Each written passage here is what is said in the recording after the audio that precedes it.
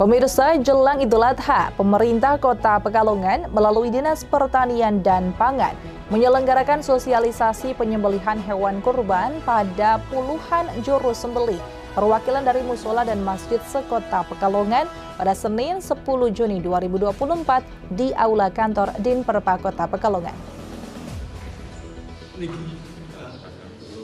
Jelang Idul Adha, pemerintah Kota Pekalongan melalui Dinas Pertanian dan Pangan menyelenggarakan sosialisasi penyembelihan hewan kurban pada puluhan juru sembelih perwakilan musola dan masjid sekota Pekalongan pada Senin 10 Juni 2024 di Aula Kantor Dinperpa Kota Pekalongan. Wali Kota Pekalongan yang akrab disapa Aaf menjelaskan, melihat di tahun-tahun sebelumnya, juru sembelih yang sudah berpengalaman belum semuanya mempraktikkan teknik penyembelihan secara benar dan beberapa dari mereka belum pernah mengikuti pelatihan ataupun sosialisasi penyembelihan juga belum mengantongi sertifikasi juru sembelih halal. Ini karena saya melihat beberapa kasus ternyata tahun kemarin 2022 dan 2023 karena ada pendampingan dari Dinperpa, ternyata para juru sembelih ini walaupun sudah berpengalaman tetapi belum melakukan teknik secara benar dalam tanda kutip ya, tetapi semuanya memang sudah sesuai, tapi tekniknya itu kan ada khusus supaya hewan ini supaya nyaman semuanya, hewan ini tidak berontak, bagaimana cara menjegal, bagaimana cara menyembelih dan sebagainya.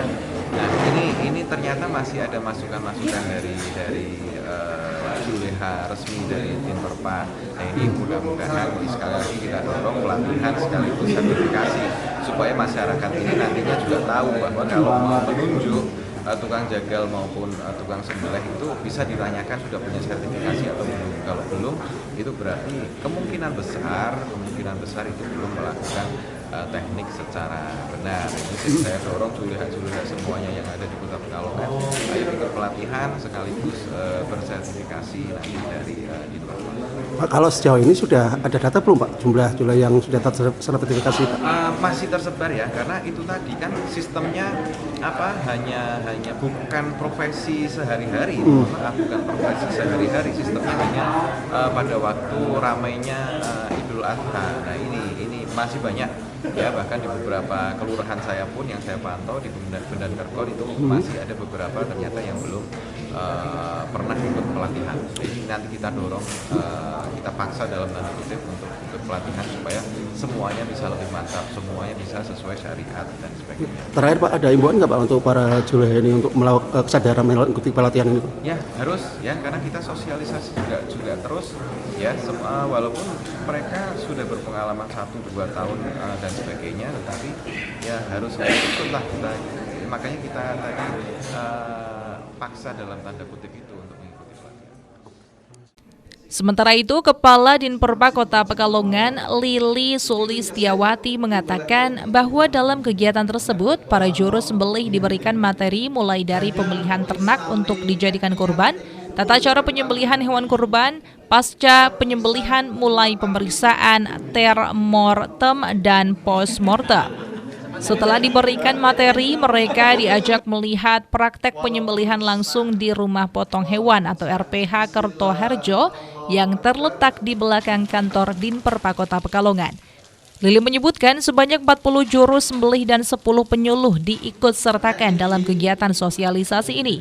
Pihaknya menekankan kepada juru sembelih menggunakan alat potong yang tajam agar 3 saluran pada leher hewan, antara lain saluran pernapasan, pencernaan, dan pembuluh darah dapat dipotong dengan sekali sayatan.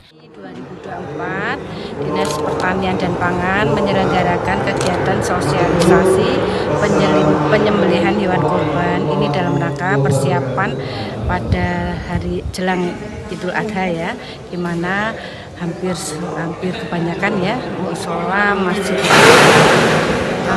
melakukan penyembelihan hewan kurban.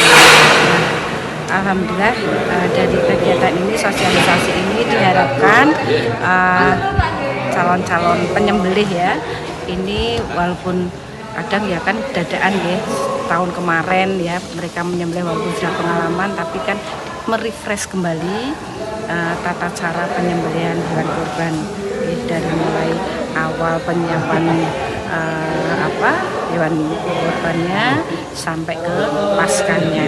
Ini kita berikan sosialisasi agar bapak-bapak yang akan menyembelih itu mengerti aturan syariat agama Islam ya, agar menghasilkan produk yang halal ya, asuh aman ya, halal ya, aman dikonsumsi oleh manusia. Materinya yang diberikan apa saja Bu misalkan Bu?